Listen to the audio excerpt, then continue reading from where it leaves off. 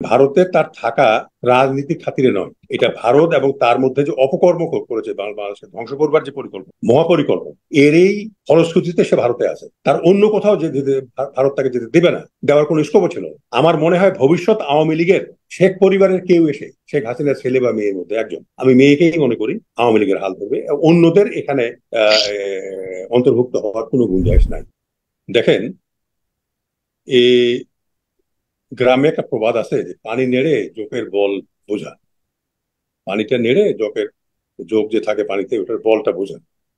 হুম। ইতিমধ্যে কিন্তু এই সরকার ছাত্রলীগকে নিষিদ্ধ করেছে। প্রতিক্রিয়া কি? কোনো প্রতিক্রিয়া হয়নি, জিরো প্রতিক্রিয়া।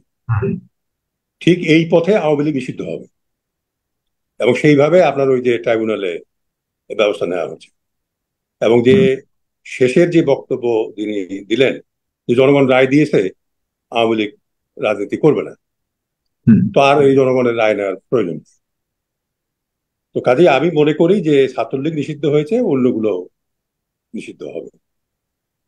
কেননা এটা এই সরকার এবং ছাত্ররা মনে করছেন যে এটাই জনগণের প্রতিক্রিয়া, এর বাইরে যাবে বলে আমার মনে হয়। হুম। এখন কথা হলো যে আওয়ামী লীগের ভবিষ্যৎ কি, এই নিয়ে আলোচনা হয়েছে। আমাদের সিনিয়র ভাইও আলোচনা করেছেন এবং ডক্টর কলিমুল্লাহ খুব ইনসাইট একটা দৃষ্টিভঙ্গি নিয়ে কথা বলেছেন তিনি। দেখেন, পুরো আপনার স্বাধীনতার পর থেকে যদি আজ পর্যন্ত আপনি দেখেন, হুম। শেখ মুজিবুর রহমানের পরিবারের বাইরে আওয়ামী লীগ কিন্তু নাই নেতৃত্ব দেওয়ার ক্ষেত্রে। কাজে আপনি নিক্সন চৌধুরীর কথাই বলেন আর আপনার ওই সাফায়েতুল ইসলামের কথা বলেন, এরা আওয়ামী লীগে বহিরাগত। সেদিক থেকে যদি আপনি ধরেন, নমিনেশন দিয়েছে, এমপি হয়েছে, নমিনেশন নাই, এমপি নেই, কিন্তু আওয়ামী লীগকে স্টিয়ার করার মতো ক্ষমতা এদের কারো হাতে নাই, ছিল না, এখনো নেই। আমি মনে করি আজকে হোক বা ভবিষ্যতে হোক, হুম। তার যে দুই সন্তান, ও তার আগে আমি একটু বলে নেই, শেখ হাসিনার পরিণতি আমি কি চিন্তা করি।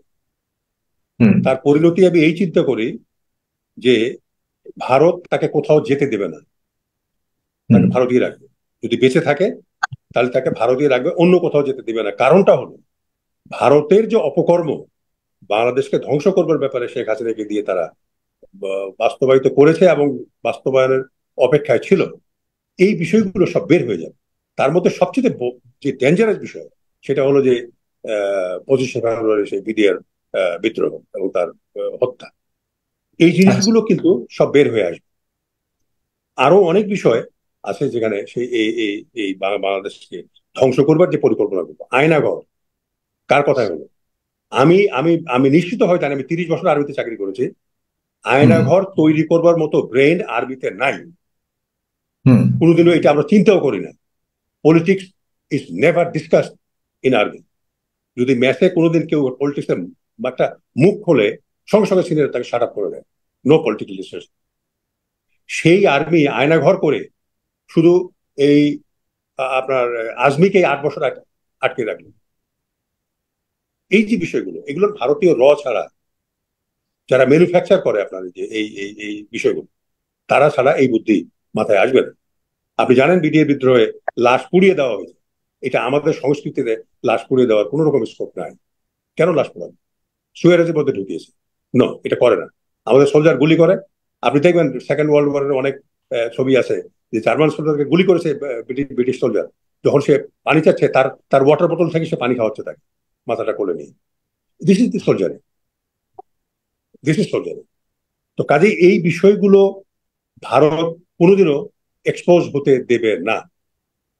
তাকে আইসোলেট করে ফেলে, আমার মনে হয় ইতিমধ্যেই শেখ হাসিনাকে আইসোলেট করে ফেলেছে এবং ভারতের নির্দেশেই সে কথা বলতেছে বাংলাদেশে বিভিন্ন মানে শেখ হাসিনা ভারতে না থেকে অন্য কোথাও গেলে ভারতেরও যে বড় পরিকল্পনা ছিল, যেগুলি হয়তো ফাঁস করে দিতে পারে শেখ হাসিনা, একটা শেখ ভয় হাসিনা ভারত।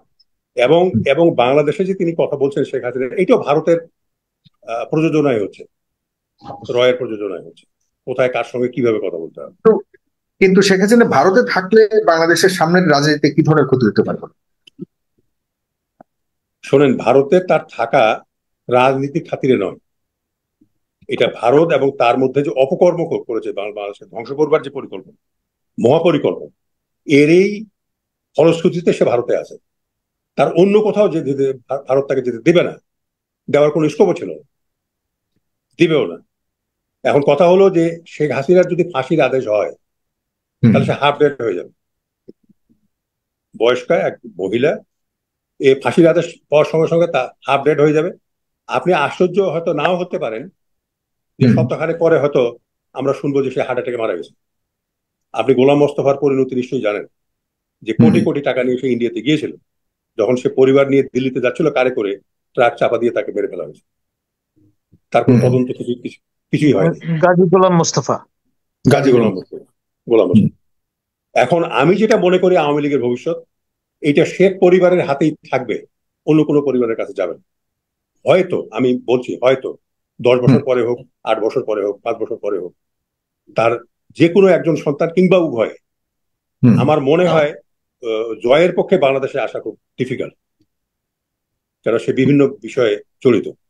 সে আসলে এখান থেকে ফিরে যেতে পারবে। এই মুহূর্তে 15 বছর পর্যন্ত ব্যান করে দেওয়ার পরিকল্পনা এবং অন্য কেউ এই নেতৃত্ব নিয়ে সামনের নির্বাচনে একটা বড় অংশ আসার পরিকল্পনা, এগুলি কিভাবে? আমি বলছি যে তার যে কোনো একজন সন্তান, একজনে বলতে আমি পুতুলকে, সামনের নির্বাচনে তো আর কোনো সন্তান এসে প্রতিনিধিত্ব করে নির্বাচন অংশগ্রহণ করতে পারবে না, প্রশ্নই ওঠে না। কবে নাগাদ আসতে পারবে না, এইটা প্রশ্নই ওঠে না যে তার কোনো সন্তান এসে আগামী নির্বাচনে 6 মাস পরে বা 1 বছর পরে এসে হাল ধরে নির্বাচনে গেল। ওটা হবে না, কারণ পুতুলেরও বহু প্রশ্নের সম্মুখীন হতে হবে, আর জয় তো নয়। এগুলোর সম্ভাবনা আমি দেখিনি।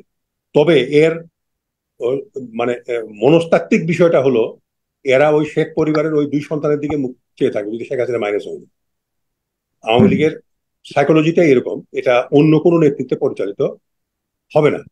হ্যাঁ, ওই যেটা সিনে ভাই বলেছেন, ডক্টর কলিমুল্লাহ বলেছেন যে অন্য নামে কোনো দলে হয়তো গিয়ে জয়েন করতে পারে, অনেকেই হয়তো করবে, কেননা ওই নির্বাচন যাকে ধরে একবার ওকে কিন্তু ছাড়ে না, ও বারবারই নির্বাচন করতে চায় এবং সেটা করবে। তো এরকম অনেকেই আছে যারা নির্বাচন করে পার্লামেন্টে যাওয়ার চেষ্টা করবে। এইটা হতে পারে। তবে আমার মনে হয় ভবিষ্যৎ আওয়ামী লীগের, সেটা গোপালগঞ্জ বেসড হোক বা পারিবারিক ভাবে হোক, এটা ওই শেখ পরিবারেরই হাসিনার 2 সন্তানের মধ্যে যে কোনো একজন সন্তান এসে হাল ধরবে, এটা আমি মনে করি। আর আগামী নির্বাচনে তাদের অংশগ্রহণের বিষয়টা আমি সুদূর পরাহত বলে, নির্বাচনের দিনক্ষণ ব্যাপারেও সময়ের ব্যাপারেও বেশ তর্ক বিতর্ক চলছে। আপনি যদি 1 মিনিট এই জায়গায় ছোট্ট করে বলেন যে আসলে কতটা। এখন নির্বাচনের বিষয়টা আজকে যেভাবে আমি বক্তব্য শুনলাম বা ইউটিউবে যেভাবে বক্তব্য শুনছি, বণিক বার্তায় যে প্রধান আমাদের যে অ্যাডভাইজার, চিফ অ্যাডভাইজার, তিনি যেটা বলছেন যে কেউ যদি সংসার না হয় আমি ইলেকশন দিয়ে আমি চলে যাব। তো এই কথাগুলো মানে আমার কথা হলো যে এগুলো তো উনি বলছেন আর কি, আমরাও শুনতেছি, কিন্তু উনি কি একাই যে উনি চলে যাবেন? উনি পদত্যাগ করতে পারেন, কিন্তু সে পদত্যাগও করতে পারবেন কিনা এই মুহূর্তে এর বহু পুশ এন্ড পুল আছে, অনেক কিছু বিষয় আছে যে ওই বাঘের পিঠে চড়লে আর এটা নামা যায় না, খেয়ে না। তো এই সরকার যে গঠিত হয়েছে, অন্তর্বর্তী সরকার, এদেরকে এরা বাঘের পিঠে চড়েছে, এখান থেকে নামার আর কোনো সুযোগ আমি দেখি না। তাদেরকে যা করবার তা করতে হবে। এবং আমি ডক্টর আলী রিয়াজের সঙ্গে সোনারগাঁ হোটেলে আমি কথা বলেছি। আমি তাকে বলেছি, ভাই 3টে জিনিস করেন আপনি, অন্তত 3টা, যে 2বারের বেশি কেউ প্রধানমন্ত্রী হতে পারবে না। 2, তত্ত্বাবধায়ক সরকারটাকে ফিরিয়ে নিয়ে আসেন। 3, প্রপোর্শনেট রিপ্রেজেন্টেশন যেটা, সেটাকে ইন্ট্রোডিউস করেন অ্যাটলিস্ট ফর 5 ইলেকশনস, যাতে কেউ, তো উনি একটু হালকাভাবে নিয়েছিলেন। আমি দেখেন, আপনি হালকাভাবে নেবেন না, আমি যুক্তি দিচ্ছি। কারণটা হলো যে স্বাধীনতার পর থেকে 72-এর পর থেকে আজ পর্যন্ত আমাদের কোনো প্রধানমন্ত্রী পার্লামেন্টে নন কনফিডেন্স মোশন ফেস করেনি। 1, 2, কোয়ালিশন করে, ওই দল আছে, সাথে দল আছে, কিন্তু কোয়ালিশন হয়নি, যে না ওই দল সাপোর্ট না দিলে আমার সরকার থাকবে না, এইরকম কোনো সিচুয়েশন সৃষ্টি হয়নি। তো কাজেই এইটা রাজনীতি শিখতে হবে এদেরকে। সরকার পড়বে উঠবে, রাজনীতি শিখতে হবে, সবাইকে নিয়ে চলার যে রাজনীতি। এই যে নরেন্দ্র মোদী নাগরিক পুঞ্জি করবে, এই করবে, ওই করবে, মুসলমানদেরকে কনসেন্ট্রেশন ক্যাম্পে নিয়ে যাবে, বের করে দিয়ে বাংলাদেশে পাঠিয়ে দিবে। যেই না কোয়ালিশন গভর্নমেন্ট হয়েছে একদম চুপ হয়ে গেছে, আর কোনো কথা বলে না। Is G. কোয়াইট। তো কথাটা হলো যে ওই শিক্ষাটা দরকার, তখন দেন হি আন্ডারস্টুড দ্যাট ইয়েস এর দরকার আছে। তো এখন আমার প্রশ্ন হলো, আমি একটা কথাই বলবো, আওয়ামী লীগ নিষিদ্ধ হতে যাচ্ছে, ছাত্রলীগকে নিষিদ্ধ করে হাত পাকিয়েছে, কোনো প্রতিক্রিয়া হয়নি। আওয়ামী লীগও নিষিদ্ধ হবে এবং খুব সহজে নিষিদ্ধ করতে পারবে, এবং ছাত্রদেরও কথা তাই, এবং ছাত্রদের মতের বাইরে এই সরকার যেতে পারবে বলে আমার মনে হয় না। জি, কাজে আওয়ামী লীগ নিষিদ্ধ হবে, এবং ভবিষ্যতে শেখ পরিবারের কেউ এসে, শেখ হাসিনার ছেলে বা মেয়ের মধ্যে একজন, আমি মেয়েকেই মনে করি, আওয়ামী লীগের হাল ধরবে, অন্যদের এখানে অন্তর্ভুক্ত হওয়ার কোনো গুঞ্জাইশ নাই। ধন্যবাদ।